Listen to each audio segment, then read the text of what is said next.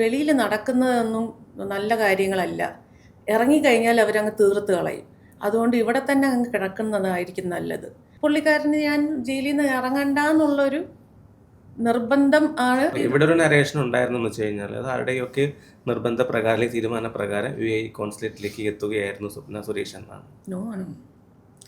പിന്നെ എപ്പോഴാണ് മനസ്സിലായത് ഈ ഒരു പദവിയിൽ ഇരുന്നു കൊണ്ട് കേരളത്തിൻ്റെ ഉന്നത പദവികളിൽ ഇരിക്കുന്ന, അതായത് പൊളിറ്റീഷ്യന്മാരെയും ബ്യൂറോക്രാറ്റുകളെയൊക്കെ ബന്ധം സ്ഥാപിക്കാമെന്ന്? I mean, how can you even think like that? I mean, അവരുടെ കാര്യങ്ങൾക്ക് അവർ നമ്മളുമായിട്ട് ബന്ധം സ്ഥാപിക്കാൻ വന്നു. അതുകൊണ്ട് എനിക്ക് ഒരുപാട് ജീവിതത്തിൽ നഷ്ടപ്പെടേണ്ടി വന്നു.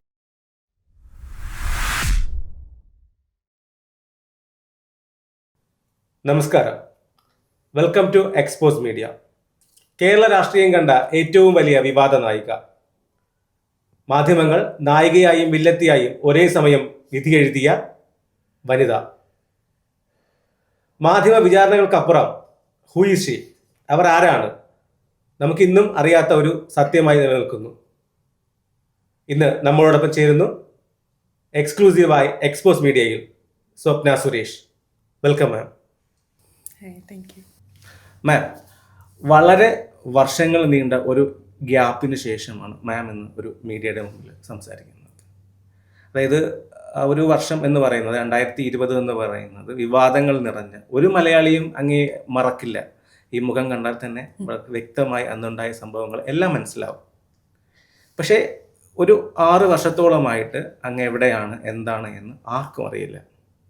ശരിക്കും എവിടെയാണ്? ഞാനിവിടെ തന്നെ ഉണ്ട്. I was in Bangalore.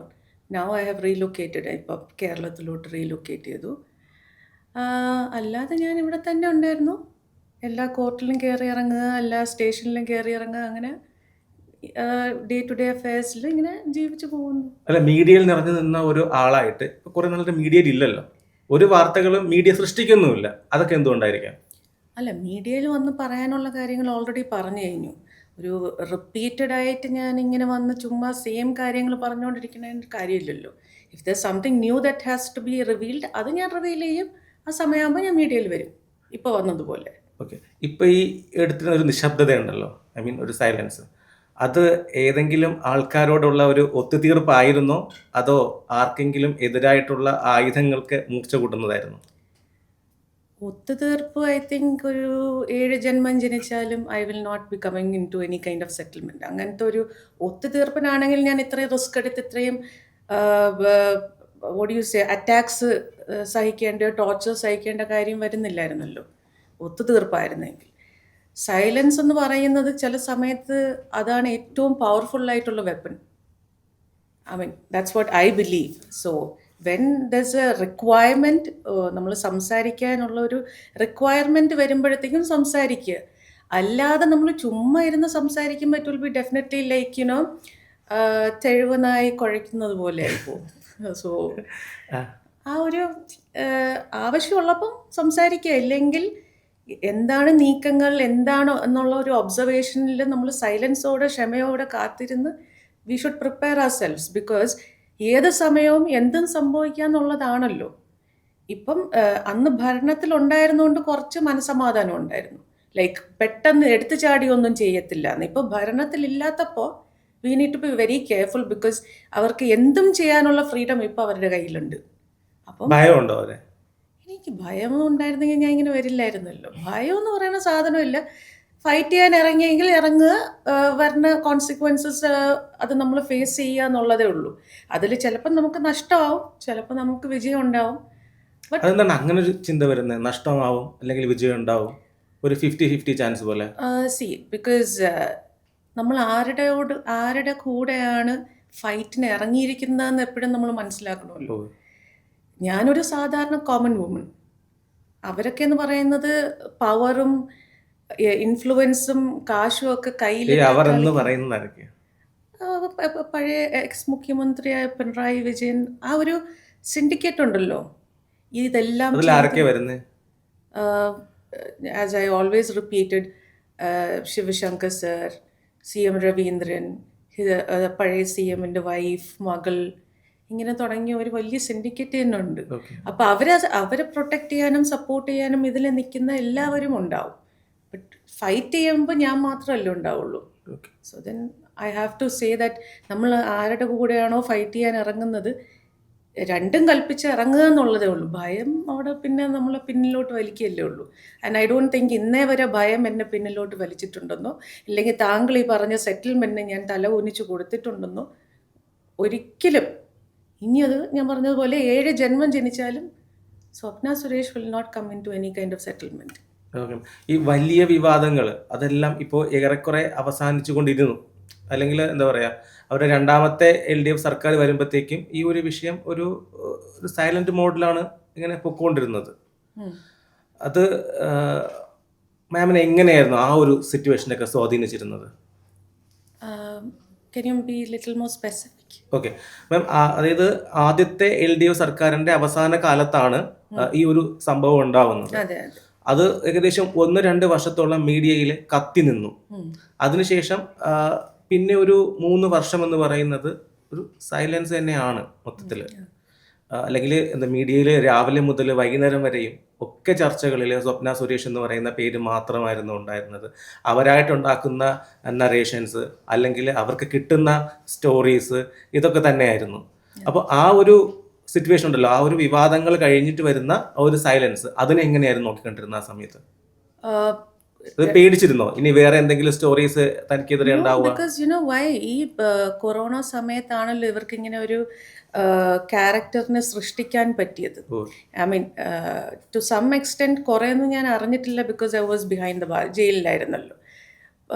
So access to വെളിയിൽ എന്താണ് നടക്കുന്നതെന്ന് അല്ലെങ്കിൽ വാർത്ത അല്ലെങ്കിൽ എന്തൊക്കെ നരേഷൻസ് പുറത്തു വരുന്നു അല്ലെങ്കിൽ ഈ സ്വപ്ന സുരേഷ് എന്തായി തീർന്നു എന്നൊന്നും എനിക്ക് അത്രയും അറിയില്ലായിരുന്നു. കുറച്ചൊക്കെ ഇങ്ങനെ വീട്ടിൽ നിന്ന് വരുമ്പോഴത്തേക്കും അവരുടെ കണ്ണുനീരും കരച്ചിലും കൂടി കേൾക്കുന്നതല്ലാതെ വേറെ കൂടുതൽ ഡെപ്തിലോട്ട് ഞാൻ പോയിട്ടില്ല. അപ്പോൾ ആ ഒരു 2 വർഷത്തെ ഒരു എല്ലാ വീടുകളുടെയും ഒരു എൻ്റർടൈൻമെൻറ്റ് ടോപ്പിക്കായിരുന്നു സ്വപ്ന സുരേഷ് എന്നുള്ളത് പിന്നെ മനസ്സിലായി. പിന്നെ അത് സൈലൻസിലോട്ട് വന്നപ്പോഴത്തേക്കും ആ സമയം മീൻസ് ആ ഒരു ക്രൂഷ്യൽ സ്റ്റേജ് ഞാൻ ജയിലിലായിരുന്നു. പിന്നെ ഇറങ്ങുമ്പോൾ ഇനി പുതിയതെന്തെങ്കിലും വരുമോ പഴയതെന്തെങ്കിലും വരുമോ എന്നുള്ള കാര്യത്തിനെ കുറിച്ച് പിന്നെ നമ്മൾ ചിന്തിക്കുന്നില്ലല്ലോ. ശരിക്കും മാമിന് ഇപ്പോഴും അറിയില്ല ആ ജയിലിൽ ഉണ്ടായിരുന്ന സമയത്ത് എന്താണ് കേരള രാഷ്ട്രീയത്തിൽ സംഭവിച്ചതെന്നോ മീഡിയാസ് എന്താണ് ഡിസ്കസ് ചെയ്തതെന്നോ ഒന്നും അറിയില്ല. ഇല്ല ഇല്ല, ഇടയ്ക്കിടയ്ക്ക് ആരെങ്കിലുമൊക്കെ എന്തെങ്കിലുമൊക്കെ പറയുന്നത് കേൾക്കുമ്പോൾ മാത്രമേ ഓ ഈ ഒരു വേർഷനും ഉണ്ടായിരുന്നോ അല്ലെങ്കിൽ ഇങ്ങനെ ഒരു നരേഷനും ഉണ്ടായിരുന്നോ എന്നുള്ളത് മാത്രമേ ഐ എം അവെയർ. ഇപ്പൊ വിവാദങ്ങളൊക്കെ കെട്ട് അടങ്ങി നിൽക്കുന്ന ഒരു സമയമാണ് മാം. ഇപ്പോൾ ഓക്കെ ആണോ ലൈഫ്? ഇതിൻ്റെ ഒരു അവസാനം കാണാതെ how can one B okay? I mean okay ആവാൻ പറ്റത്തില്ലല്ലോ. ബിക്കോസ് ട്രയൽ തുടങ്ങുക, നമ്മൾ അക്വിറ്റ് ആവുക, അല്ലെങ്കിൽ നമ്മൾ ഇപ്പോഴും അക്യൂസ്ഡ് എന്ന സ്റ്റേജിൽ നിൽക്കുന്നതുകൊണ്ട് പലരും നമ്മളുടെ അടുത്ത് ഇടപെടാനോ മിണ്ടാനോ അല്ലെങ്കിൽ നമ്മളെ മനസ്സിലാക്കാനോ ബുദ്ധിമുട്ട് കാണിക്കാറുണ്ട്. അപ്പം ഓരോ പ്രാവശ്യവും അങ്ങനെ ഒരു ട്രീറ്റ്മെൻറ്റ് ആരുടെയെങ്കിലും ഭാഗത്തുനിന്ന് വരുമ്പോൾ we can never say that ഞാൻ ഓക്കെ ആണിപ്പം എന്നെങ്ങനെ പറയാൻ പറ്റും?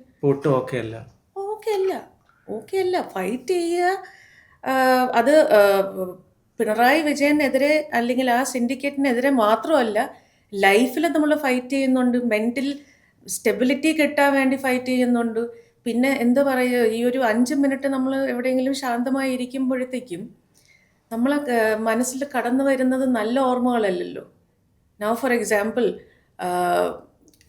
വോട്ട് യു സേ, ഒരു പാട്ട് കേൾക്കുകയാണെങ്കിൽ, പഴയ ഒരു പാട്ട് FM കേൾക്കുകയാണെങ്കിൽ ബേസിക്കലി പെട്ടെന്ന് എൻ്റെ ഇതിൽ വരുന്നതെന്ന് ചോദിച്ചു ജയിലിൽ കിടന്നപ്പോൾ കേട്ട പാട്ട്. യുനോ, സോ പഴയ നല്ല മെമ്മറീസ് എല്ലാം പോയി. It's vanished. ഇപ്പം എന്തുണ്ടെങ്കിലും പെട്ടെന്ന് റിലേറ്റ് ചെയ്യുന്നത് ആ 15 months ഉണ്ടായിരുന്ന കാര്യങ്ങളിലോട്ടാണ് കണക്ഷൻ. ഡിസ്റ്റർബ്ഡ് ആണ് 100%. അങ്ങനെ ആക്കി. അത് അങ്ങനെയാണല്ലോ. ഈ ഡിസ്റ്റർബൻസ് ഉണ്ടാക്കി മാക്സിമം ടോർച്ചർ ചെയ്ത് ഒരു സൂയിസൈഡിലോട്ട് കൊണ്ടെത്തിക്കുക എന്ന് വരെ അവർ ട്രൈ ചെയ്താണല്ലോ. So not okay. മാം, നമ്മൾ ഇതുവരെ സംസാരിച്ചത് ഈ എല്ലാ ജനങ്ങൾക്കും അറിയുന്ന കുറേ കാര്യങ്ങളാണ്, പൊതുജനങ്ങളുടെ മുന്നിലുള്ള സ്വപ്ന സുരേഷിനെയാണ്. പക്ഷേ ഇതിനും അപ്പുറം ഒരു സ്വപ്ന സുരേഷ് ഉണ്ട് എന്ന് ഞാൻ വിശ്വസിക്കുന്നു. യെസ്. ഒരു ബാല്യകാലം, പിന്നെ ഒരു വിദ്യാഭ്യാസ കാലം, പിന്നെ ഒരു കുടുംബം, അങ്ങനെയൊക്കെ. എനിക്ക് അതിനെക്കുറിച്ചിട്ടൊന്ന് പറയാമോ? Why not. ജനിച്ച് വളർന്നത് UAE അബുദാബിയിലാണ്. ഓക്കെ. അവിടെ ആയിരുന്നു എൻ്റെ എഡ്യൂക്കേഷൻ എല്ലാം. ഡാഡി ഷേഖ് റോയൽ ഫാമിലിയുടെ PRO ആയിട്ട് വർക്ക് ചെയ്യുമായിരുന്നു. My mom is A home maker, വീട്ടമ്മ. പിന്നെ എനിക്ക് 2 ബ്രദേഴ്സാണ്. എൻ്റെ എൽഡർ ബ്രദർ US-ലാണ്, US സിറ്റിസണാണ്. പിന്നെ മൈ യങ്ങർ ബ്രദർ ഇവിടെ നാട്ടിലിപ്പോൾ സെറ്റിൽഡാണ്. നമ്മൾ 3 പേരും വളർന്നത് UAE-ലാണ്. എൻ്റെ ജീവിതം എന്ന് പറയുന്നത് പാലസ് ഗ്രൗണ്ടിൽ സ്റ്റാഫ് ക്വാർട്ടേഴ്സിലാണ് ഞാൻ വളർന്നു വന്നത്. Not like a normal Malayali, only associating with നമ്മൾ പല നാഷണാലിറ്റി. ഇത്രയും മലയാളത്തുള്ള പേരൊക്കെ അപ്പോൾ എൻ്റെ അച്ഛനും അമ്മയും മലയാളിയല്ലേ? No, but then if you want to know, എൻ്റെ ബ്രദേഴ്സിൻ്റെ പേര് മലയാളം പേരല്ല. Completely bright and brown. So I think എൻ്റെ grandmother was insisting that I should have this name or something, അങ്ങനെ എന്തോ സ്റ്റോറി ഉണ്ട്. അപ്പോൾ അങ്ങനെ, പക്ഷെ ആ പേര് കൊണ്ട് ഇപ്പോൾ ഗുണമായില്ലേ? അല്ല, മലയാളിക്ക് പെട്ടെന്ന് പഠിക്കാൻ പറ്റിയ പേര്. അപ്പോൾ അങ്ങനെ. പിന്നെ what do you say, ഒരു പക്ക ഒരു അറബിക് കൾച്ചർ പോലെയായിരുന്നു നമ്മളുടെ upbringing and all that. Very conservative, orthodox kind of ചിന്താഗതിയുള്ള ഫാമിലി. പിന്നെ എന്തുവാ, 12th കഴിഞ്ഞപ്പോഴത്തന്നെ കല്യാണം. ഡാഡിയും മമ്മിയും കല്യാണം നടത്തി. അപ്പോൾ 12th വരെ ഒഫീഷ്യലി സ്റ്റഡീസ്? അതെ അതെ. അല്ല, അത് കഴിഞ്ഞിട്ട് ട്രാവൽ ആൻഡ് ടൂറിസം, IATA, അങ്ങനെ ക്രാഷ് കോഴ്സസ് എല്ലാം ചെയ്തിട്ടുണ്ട്. That's why I got into the airport. ഞാനൊരു എയർലൈൻ സ്റ്റാഫ് ആയിരുന്നല്ലോ ഇതിന് നാട്ടിൽ വന്നതിന് മുമ്പേ. അപ്പോൾ കല്യാണം കഴിപ്പിച്ചു. Somehow that didn't work out properly. എത്ര കാലം ഉണ്ടായിരുന്നു? ഐ തിങ്ക് ഒരു 3 years. ഈ ഇൻറ്റൻഷണൽ ആയിട്ട് ആരെങ്കിലും കല്യാണം കഴിക്കാൻ വരുമ്പോഴത്തേക്കും അങ്ങനെയാണല്ലോ, ഡൗറി, പൈസ, അത് തന്നെയായിരുന്നു. അത്രയോ, അതൊക്കെ തന്നെയായിരുന്നു. എല്ലാം കിട്ടിക്കഴിഞ്ഞല്ലേ? എല്ലാം കിട്ടിക്കഴിഞ്ഞപ്പോൾ പുള്ളിക്കാരന് തോട്ടമൊക്കെ മതി, അങ്ങനെ സെപ്പറേറ്റഡ് ആയി. പിന്നെ ഒഫീഷ്യലി ഡിവോഴ്സായി. I was in Dubai working for couple of airlines. Last South African Airways in Dubai, അവിടെയാണ് വർക്ക് ചെയ്തുകൊണ്ടിരുന്നത്. അത് കഴിഞ്ഞ് കുറച്ച് നാൾ നാട്ടിൽ വന്നു. മോളുണ്ട് എനിക്ക്. നാട്ടിൽ വന്നു എന്ന് പറയുമ്പോൾ കേരളത്തിൽ എവിടെയാണ്? ട്രിവാൻഡ്രത്ത് എൻ്റെ അച്ഛൻ്റെ വീട് ജഗതി. എൻ്റെ അമ്മ ഈസ് ഫ്രം ബാലരാമപുരം കഴിഞ്ഞ Ramapuram. You are from Trivandrum? Oh, okay. ഏകദേശം ബാലരാമപുരം, കാട്ടാക്കട, നെടുമങ്ങാട്, ഇതൊക്കെയാണ്. ഞാൻ അങ്ങനെ എനിക്ക് ട്രിവാൻഡ്രം അങ്ങനെ എനിക്ക് അറിയില്ല. പിന്നെ എല്ലാം കഴിഞ്ഞു what do you say, രണ്ടാമത് വീട്ടിൽ നിന്ന് അവരുടെ കാലശേഷം എനിക്കിനി ആരുണ്ടെന്നുള്ളൊരു ചോദ്യവും, പിന്നെ അവർക്ക് വെളിയിറങ്ങുമ്പോൾ ആൾക്കാർ ചോദിക്കും മകൾ എന്ത് ചെയ്യുന്നു, മകളെ കല്യാണം നോക്കുന്നില്ല, അങ്ങനെ ഇങ്ങനെ, ഓൾ ദോസ് ഈ ക്വസ്റ്റ്യൻസിന് ആൻസേഴ്സ് പറയാനുള്ള ബുദ്ധിമുട്ട് കൊണ്ട് രണ്ടാമത് വീണ്ടും ഈ ചൂട് വെള്ളത്തിൽ വീണ പൂച്ച ചെന്ന് ചൂട് എണ്ണ വീണതുപോലെ I got remarried again. And that was അതെ കൊല്ലം. അത് ശരിക്കും ചൂട് എണ്ണ വീണതുപോലെ ആയിരുന്നു. And then I got completely burned. And പക്ഷേ ഈ ഇൻസിഡൻസ് നടക്കുന്ന സമയത്ത് അദ്ദേഹം കൂടെ തന്നെ ഉണ്ടായിരുന്നു. ഒരു പരിധി കൂടുതൽ എന്നെ അബ്സ്കോണ്ട് ചെയ്യിപ്പിക്കാനും ഇവരോട് ചേർന്ന് എന്നെ നശിപ്പിക്കാനും, എന്നെ ഈ ടോർച്ചറിൻ്റെ ഭാഗമായിട്ട് എന്നെ ടോർച്ചർ ചെയ്യാൻ വേണ്ടിയിട്ട് അവരുടെ കൂടെ ചേർന്ന് നിന്ന് പ്രവർത്തിച്ച ഒരു ഇമ്പോർട്ടൻറ്റ് വ്യക്തിയാണ് രണ്ടാമത്തെ എക്സ് ഹസ്ബൻഡ്. അതെന്താ അങ്ങനെയൊക്കെ? That's what I said, no? When somebody wants only money and facilities rather than a proper life, then what do? അവർക്ക് നമ്മളൊന്നും അല്ലല്ലോ. മകനോ മകളോ അല്ലെങ്കിൽ വൈഫോ അങ്ങനത്തെ കോൺസെപ്റ്റ് അല്ല. അവർക്ക് കാശ് വേണം, ഫെസിലിറ്റീസ് വേണം. അപ്പം അങ്ങനെ വരുമ്പോഴത്തേക്കും നമ്മളെപ്പോലെയുള്ളവർ ഈ ഇത് പ്രോബ്ലം വിത്ത് കേരള വിമൻ അല്ലെങ്കിൽ കേരളത്തിലെ സ്ത്രീകളുടെ ഒരു പരിധി വരെയുള്ള കുഴപ്പം എന്താണെന്ന് വെച്ചാൽ മക്കളുണ്ട്. അപ്പോൾ ഇനി അവർക്ക് എങ്ങനെ ഈ ട്രോമ സഹിക്കേണ്ടി വരുമെന്നുള്ള ചിന്ത കൊണ്ട് സാക്രിഫൈസ് ചെയ്ത് അങ്ങ് അറ്റത്ത് വരുമ്പോഴാണല്ലോ പിന്നെ പൊട്ടിത്തെറിക്കുന്നത്. സോ ആ ഒരു ലെവലിൽ ഞാൻ കൂടെ കൊണ്ട് നടന്നു, ബിക്കോസ് എൻ്റെ മക്കൾ അനുഭവിക്കണ്ടല്ലോ എന്ന് വിചാരിച്ചിട്ട്. ബട്ട് ലേറ്റർ ഞാൻ ജയിലിൽ നിന്ന് ഇറങ്ങിയതിന് ശേഷമാണ് എനിക്കെല്ലാം മനസ്സിലായത്. അല്ല, ജയിലിൽ വെച്ച് തന്നെ അദ്ദേഹം ഒരു ദിവസം വന്നിട്ട് പറഞ്ഞു, വെളിയിൽ ഇറങ്ങാൻ ശ്രമിക്കണ്ട. ഞാൻ ചോദിച്ചു പോയി. അപ്പോൾ എൻ്റെ അടുത്ത് പറഞ്ഞു, വെളിയിൽ നടക്കുന്നതൊന്നും നല്ല കാര്യങ്ങളല്ല, ഇറങ്ങിക്കഴിഞ്ഞാൽ അവരങ്ങ് തീർത്ത് കളയും, അതുകൊണ്ട് ഇവിടെ തന്നെ അങ്ങ് കിടക്കുന്നതായിരിക്കും നല്ലത്. From that day onwards I started monitoring what is actually happening. So പുള്ളിക്കാരന് ഞാൻ ജയിലിൽ നിന്ന് ഇറങ്ങണ്ട എന്നുള്ളൊരു നിർബന്ധം ആണ്, അല്ലെങ്കിൽ അതിനു വേണ്ടി പ്രവർത്തിക്കുന്നു എന്നുള്ളത് എൻ്റെ മമ്മിക്കൊക്കെ മനസ്സിലായി, അതുപോലെ എല്ലാവർക്കും മനസ്സിലായി. അതിനുശേഷം V decided that let's part. Because ഒരു ന്യൂക്ലിയർ ബോംബ് നമ്മൾ കൂടെ കൊണ്ട് നടക്കുമ്പോൾ എപ്പോൾ പൊട്ടും അങ്ങനെ ഒരു ചിന്ത വേണ്ടല്ലോ. അപ്പം അതും നഷ്ടപ്പെട്ടു. ആൻഡ് ഇപ്പം ഞാൻ സ്വസ്ഥമായി എൻ്റെ 2 മക്കൾ. അതെ, ഒഫീഷ്യലി ഡിവോഴ്സ്ഡ് ആണ്. അപ്പം 2 മക്കൾ ഉണ്ട്, ഞാനും ഉണ്ട്. ഇതാണ് എൻ്റെ ഒരു ബ്രീഫ്. അപ്പോൾ മാം അബുദാബിയിലാണ് ജനിച്ചതും വളർന്നതും ഒക്കെ അല്ല. അപ്പോൾ അവിടെ തന്നെ ആയിരുന്നു ലൈഫിന്റെ ഏകദേശം നല്ല കാലം? മെജോറിറ്റി അവിടെയായിരുന്നു. ഓക്കെ. വിവാഹം കഴിഞ്ഞ് കേരളത്തിലേക്ക് മൈഗ്രേറ്റ് ചെയ്തോ, അതോ അതും അവിടെ തന്നെ ആയിരുന്നു? കല്യാണം കഴിക്കാൻ വേണ്ടി മാത്രം നാട്ടിൽ വന്നു, തിരിച്ചു പോയി. പിന്നീട് ഇപ്പൊ കേരളത്തിലേക്ക് പിന്നീട് വലിയൊരു എൻട്രി ഉണ്ടാവുന്നത് 2020-ലാണ്. UAE കോൺസുലേറ്റിലേക്ക്. അതെന്തായിരുന്നു? 2016 UAE കോൺസുലേറ്റിൽ അന്നു മുതലേ ജോലി ചെയ്യുമായിരുന്നു. ഓക്കെ. അപ്പൊ 4 വർഷം ബാക്കപ്പ് ഉണ്ട് അവിടുത്തെ വർക്കിൽ. അതെ. 2016 മുതലാണ് കോൺസുലേറ്റിൽ ജോലി. Right from inauguration of the consulate inaugurate ചെയ്യുന്ന സമയത്ത് ഞാൻ അവിടെ വർക്ക് ചെയ്യായിരുന്നു. 2016 എന്ന് പറയുന്നത് പുതിയ ആദ്യത്തെ LDF ഗവൺമെന്റ് വരുവാണ്. അതെ, സെയിം ഇയർ. ഓക്കെ. അപ്പൊ എങ്ങനെയായിരുന്നു UAE കോൺസുലേറ്റിലേക്കുള്ള ഒരു എൻട്രി എന്ന് പറയുന്നത്?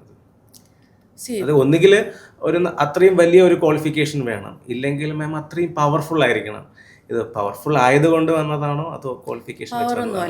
പവറൊന്നുമല്ല. ഇറ്റ്സ് ബേസിക്കലി നമ്മുടെ നാട്ടിലെ അറബിക്ക് എഴുതാനും വായിക്കാനും അറിയാന്നുള്ളത് വളരെ കുറച്ച് ആൾക്കാരാണ്. ഐ മീൻ കേരളത്തിൽ അല്ലേ? ആൻഡ് മോർ ഓവർ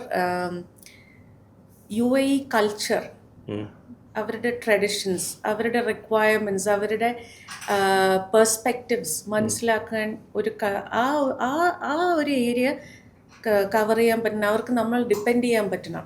ഇപ്പം ഞാൻ ഉണ്ട്, മറ്റുള്ളവർക്ക് പറ്റില്ല എന്നല്ല, പക്ഷെ ഒരു അറബ് ചിന്തിക്കുന്നത് എങ്ങനെ ആയിരിക്കും, അല്ലെങ്കിൽ അവരുടെ ഇപ്പോൾ ഒരു കോൺഫറൻസ് നടക്കാൻ പോകുന്നു, അല്ലെങ്കിൽ ഒരു മീറ്റിംഗ് നടക്കാൻ പോകുന്നു, അവിടെ ഉള്ള ഇമ്പോർട്ടൻറ്റ് കമ്മ്യൂണിക്കേഷൻ്റെ ട്രാൻസ്ലേഷൻസ്, അല്ലെങ്കിൽ അതെങ്ങനെ ഹാൻഡിൽ ചെയ്ത് കൊണ്ടുപോകണം എന്നുള്ളതൊക്കെ ഒരു വർക്ക് എക്സ്പീരിയൻസ് ഗൾഫിലുള്ള ജനിച്ച് വളർന്ന എനിക്ക് നല്ലപോലെ ചെയ്യാൻ പറ്റുമല്ലോ.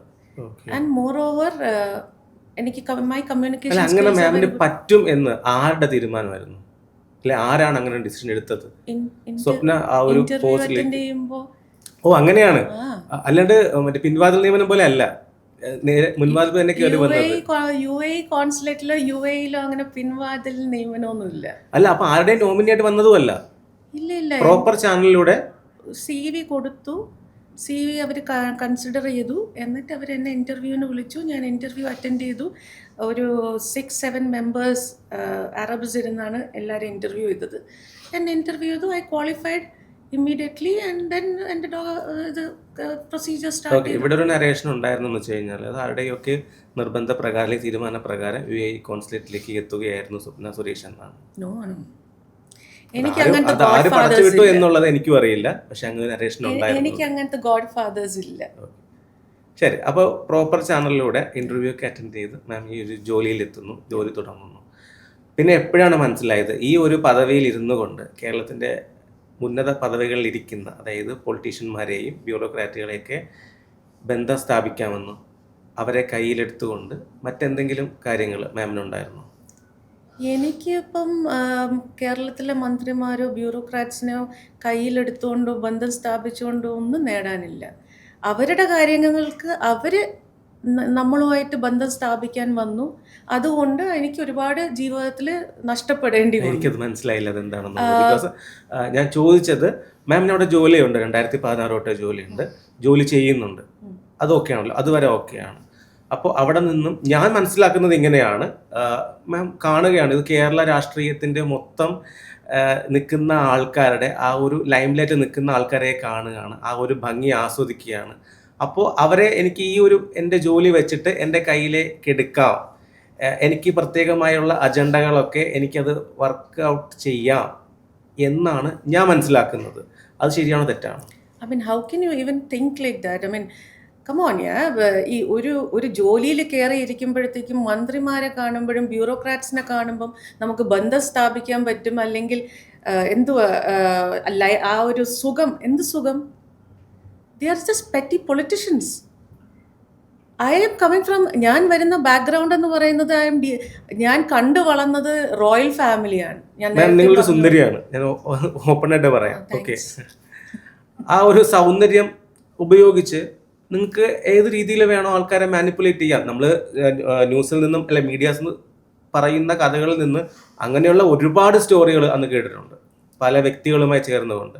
ആ ഒരു പോയിന്റിൽ നിന്നാണ് ഞാൻ ചോദിക്കുന്നത്, മാമിൻ്റെ പ്ലാൻ ആയിരുന്നു ഇവരെ എല്ലാവരെയും കയ്യിലേക്ക് എടുക്കുക എന്നുള്ളത്, അതോ അവരുടെ പ്ലാനിലേക്ക് മാം പോയി കൊടുക്കുകയായിരുന്നു? അവരുടെ പ്ലാൻ എന്ന് പറഞ്ഞു കഴിഞ്ഞാൽ എൻ്റെ സൗന്ദര്യം വെച്ചുകൊണ്ട് ഞാനൊരു സിനിമാ നടിയൊന്നുമല്ല. എനിക്കങ്ങനെ സൗന്ദര്യം ഉണ്ടെന്ന് പോലും ഞാൻ വിശ്വസിക്കുന്നില്ല. നേരെ നോക്കുമ്പോൾ കണ്ണുപോലും ഇങ്ങോട്ട് തിരിഞ്ഞിരിക്കുന്ന എനിക്ക് എന്ത് സൗന്ദര്യം? പക്ഷേ എനിക്ക് പവറുണ്ട്. UAE കോൺസുലേറ്റിലും പിന്നെ റോയൽ ഫാമിലിയൊക്കെ ആയിട്ട് എനിക്ക് ഡയറക്റ്റ് ലിങ്കാണ്.